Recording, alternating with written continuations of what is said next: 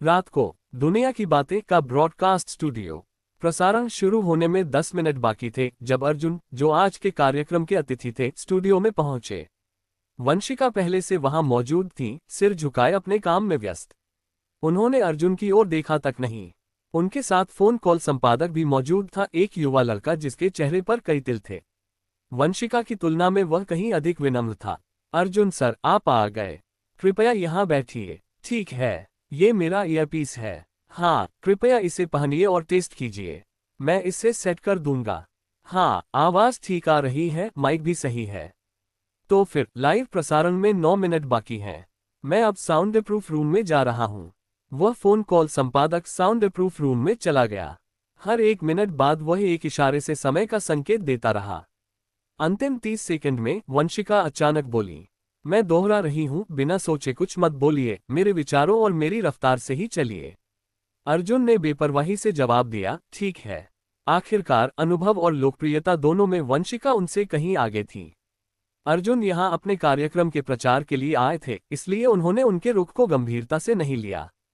3, 2, 1 प्रसारण शुरू। वंशिका ने अपने उपकरण को सेट किया और मुस्कुराते हुए बोली, नमस्कार साथियों, स्वागत है आपका दुनिया की बातें में। मैं हूं आपकी आरजे वंशिका। कुछ लोगों को शायद पता हो कि आज का विषय है दिल की बातें। और आज हमारे साथ मौजूद हैं हमारे चैनल के लेट नाइट हॉरर स्टोरीज के होस्ट और भूत की सांस नामक उपन्यास के लेखक अर्जुन जी। कृपया श्रोताओं से कुछ कहिए। अर्जुन ने तुरंत अपने माइक में बोला, नमस्ते दोस्तों, मैं हूं अर्जुन। आज यहां वंशिका जी के साथ रहकर बहुत खुशी हो रही है। उम्मीद है हम सब मिलकर दिल की बातों का हल निकाल पाएंगे। वंशिका ने जोड़ा, हमारी हॉटलाइन खुल चुकी है। अगर आप प्रेम संबंधों में किसी उलझन में हैं तो हमें कॉल कीजिए। श्रोताओं की प्रतिक्रियाएं। यूजर 3577 प्रेम विषय पर कार्यक्रम। मजा आएगा। देखते हैं वंशिका दीदी क्या राय देती हैं। यूजर 1041 अर्जुन जी भी आए हैं। मेरी बीवी और मैं हर रात भूत की सांस सुनते हैं। यूजर 5502 भूत की सांस। कोई हॉरर स्टोरी है? अब तो अच्छी भूत कहानियां मिलती ही नहीं।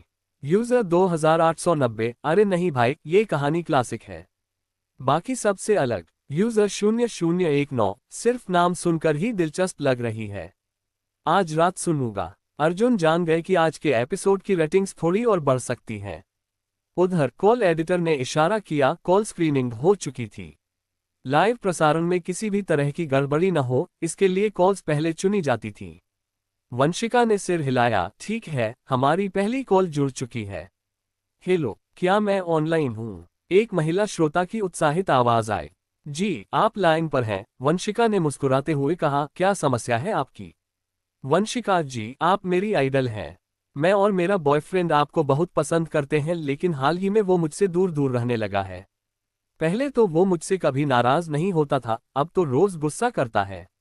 इंटरनेट पर दूसरी लड़कियों से चैट करता है, उनसे पूछता है सो गई, और ठीक है, टाइम से खाना खाया। वो सब बातें जो उसने मुझसे कभी नहीं कही। वंशिका ने भौहें सिकोड़ ली, देखिए, ऐसे लड़कों के साथ रहने का कोई मतलब नहीं है। ये जो छोटी छोटी चिंता जताने वाली बातें हैं, दरअसल बहुत बड़ी समस्या बन सकती हैं। अगर आप सब कुछ सहती रहेंगी तो वो और हिम्मत करेगा। इसलिए मेरा सुझाव है, ब्रेकअप कर लीजिए। अगर वो वाकई आपको चाहता है तो सुधरेगा, वरना तो कोई फायदा नहीं। श्रोता बोली, क्या वाकई ऐसा ही करना चाहिए?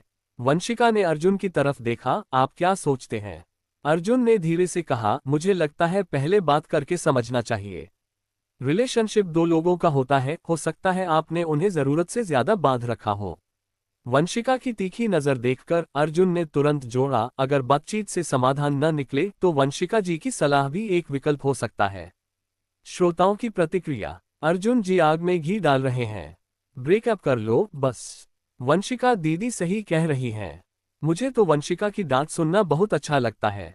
1 कॉल, 3 कॉल, 5 कॉल, वंशिका सबको ब्रेकअप की सलाह दे रही थी, और अब उन्होंने अर्जुन से पूछना ही बंद कर दिया था। अर्जुन चुपचाप आधे घंटे से बैठे रहे, बिना बोले। उनका मन भी खिन्न हो गया था। कमर्शियल ब्रेक के दौरान वंशिका ने गुस्से से कहा, मैंने क्या कहा था? अर्जुन बोले, हम बस अपनी राय दे रहे थे। क्या हम रिश्तों को तोड़ने की सलाह दे रहे हैं या सुझाव दे रहे हैं, इसमें फर्क है। लोग सुनकर उत्साहित हो जाते हैं, लेकिन जो कॉल कर रहे हैं उनका जीवन है ये। वंशिका गुस्से में बोली, क्या मुझे कोई सिखाने वाला चाहिए? अर्जुन ने हाथ पीछे ले जाकर कहा, ठीक है, अब मैं कुछ नहीं बोलूंगा, आप ही बोलिए। फोन लास्ट कॉल खतरनाक मोड। हेलो, एक धीमी मासूम सी आवाज आई। आप अपनी समस्या बताए, वंशिका ने कहा। मेरा नाम लीना है, मैं 23 साल की हूँ और यूनिवर्सिटी में पढ़ती हूँ। मेरा बॉयफ्रेंड इस साल पास हुआ है, लेकिन उसके माता पिता उसे न्यूयॉर्क भेज रहे हैं 5 साल के लिए। वो कहता है कि मुझसे शादी करेगा जब लौटेगा, लेकिन मैं यकीन नहीं करती। वंशिका बोली, अगर वो आपसे सच्चा प्यार करता तो शायद रुक जाता। करियर को आपसे ऊपर रखना सही नहीं है। ऐसी रिलेशनशिप का कोई मतलब नहीं। मेरी राय है कि ब्रेकअप कर लीजिए।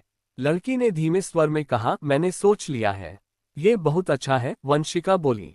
लड़की हंसी, धन्यवाद टीचर, मैं जानती हूँ अब मुझे क्या करना है। ये कॉल मेरा आखिरी मैसेज है, मुझे उम्मीद है कि मेरा बॉयफ्रेंड इसे सुन रहा होगा। वंशिका का चेहरा फीका पड़ गया। तुम क्या करने जा रही हो? उसका रेजर ब्लेड मेरे पास है, उसके बिना मैं कुछ भी नहीं हूं, अलविदा। अर्जुन सिहर उठे। वंशिका को एकदम घबराहट हो गई। आत्महत्या? उसे हाथ में पहले ही रेजर ब्लेड पकड़ रखा है। ब्रॉडकास्ट रूम का माहौल तुरंत बदल गया। वंशिका रेडियो स्टेशन की एक अनुभवी होस्ट थी और उन्होंने लाइव प्रसारण के दौरान कई तरह की परिस्थितियां देखी थीं, जैसे कोई श्रोता गाली दे रहा हो या उपकरण खराब हो गया हो। लेकिन ये पहली बार था जब उन्होंने किसी को लाइव प्रसारण के दौरान आत्महत्या करने की कोशिश करते देखा। रेडियो के सामने बैठे श्रोता तुरंत प्रतिक्रिया देने लगे। संदेशों का सैलाब आने लगा। क्या ये सच है? वंश दीदी, जल्दी कुछ कहो। उसे आत्महत्या मत करने दो।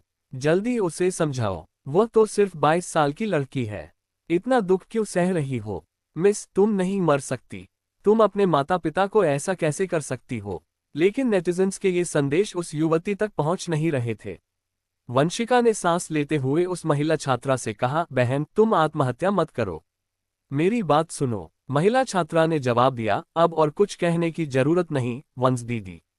मैंने पहले ही तय कर लिया है कि मैं उसके बिना इस दुनिया में नहीं रह सकती। बीजिंग और न्यूयॉर्क के बीच की दूरी दुनिया की सबसे दूर की दूरी है। आज मैं जा रही हूं ताकि मैं उसके करीब पहुंच सकूं। मैं मानती हूं कि हम स्वर्ग में हमेशा के लिए साथ होंगे। वंशिका चिल्लाई, तुम इतनी मूर्ख क्यों हो? महिला छात्रा बोली, मैं मूर्ख नहीं हूं, क्योंकि मैं उससे प्यार करती हूं। पहले रेजर ब्लेड नीचे रखो। वंशिका जल्दी बोली, ये तुम्हारे प्रति गैर जिम्मेदारी है।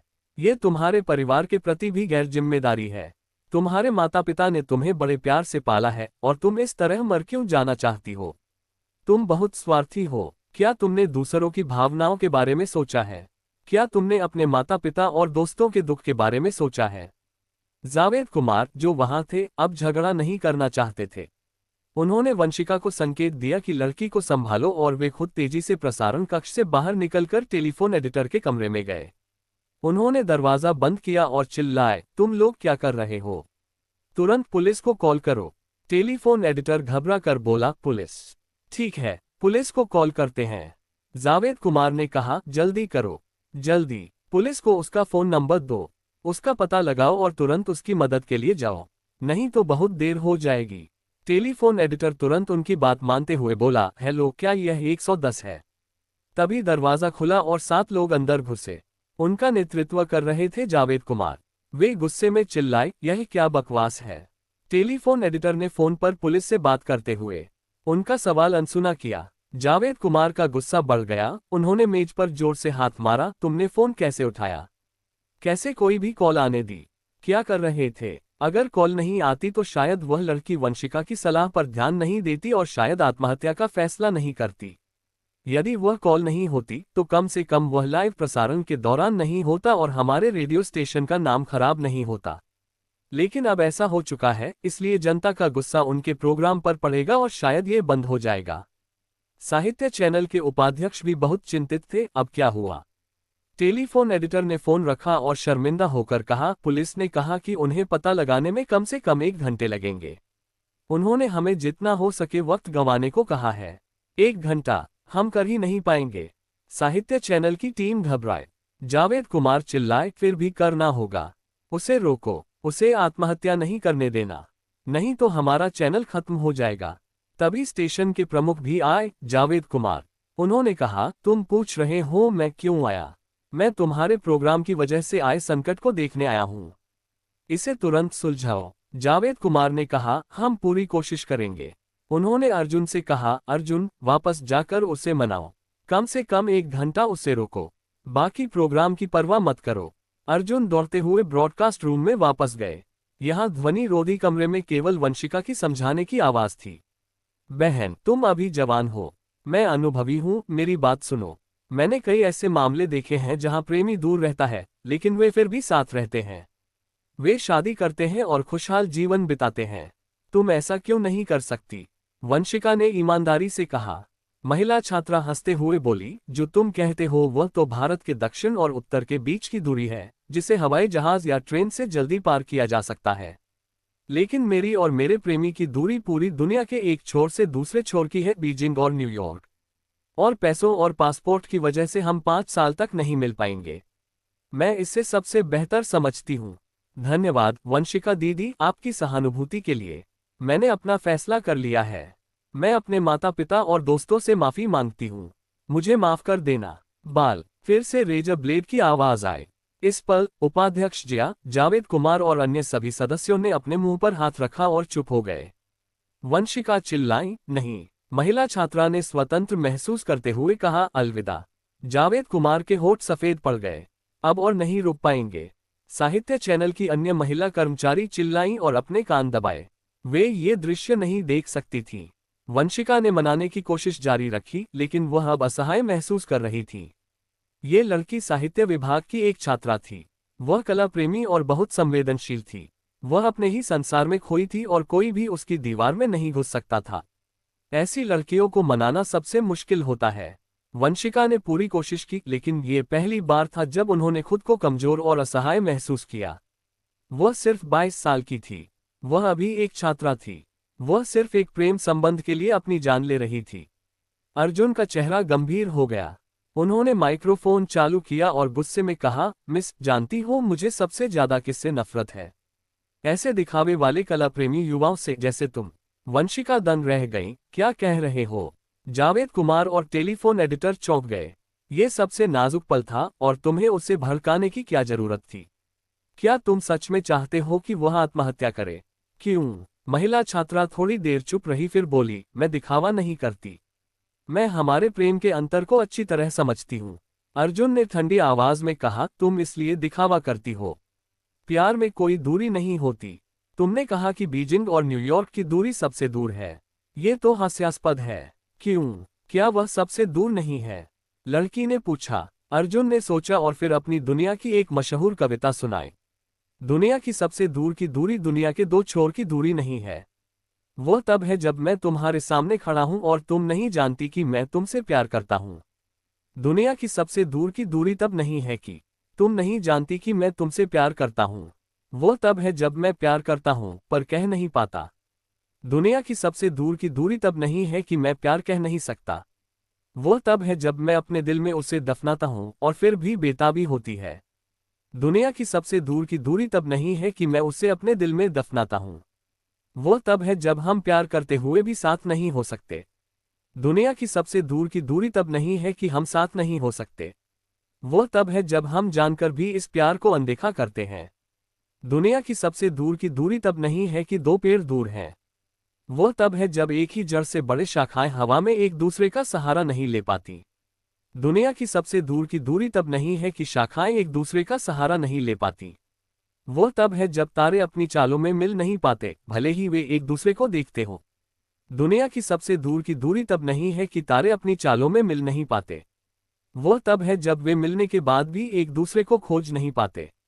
दुनिया की सबसे दूर की दूरी तब नहीं है कि हम एक दूसरे को नहीं खोज पाते। वो तब है जब हम नियति से प्यार करने से वंचित होते हैं, भले ही हम मिले। कमरा शांत हो गया। ब्रॉडकास्ट रूम का माहौल नर्म और शांत हो गया। किसी ने भी अर्जुन की कही कविता पहले नहीं सुनी थी। कुछ महिलाएं मंत्रमुग्ध सी हो गईं। अर्जुन ने अंतिम पंक्ति धीरे धीरे अपने जादुई आवाज में पढ़ी, दुनिया की सबसे दूर की दूरी है पक्षी और मछली का प्यार। एक उड़ता है आसमान में, दूसरा देखता है सागर को। सबने पहली बार दूर प्रेम की ऐसी व्याख्या सुनी। वंशिका के चेहरे पर जटिल भाव थे। टेलीफोन एडिटर पूरी तरह से प्रभावित था। जावेद कुमार और बाकी लोग गहरे सोच में डूब गए। ये कविता सबके दिलों को छू गई थी। यह एक ऐसा झटका था जो शब्दों में बयान नहीं किया जा सकता था।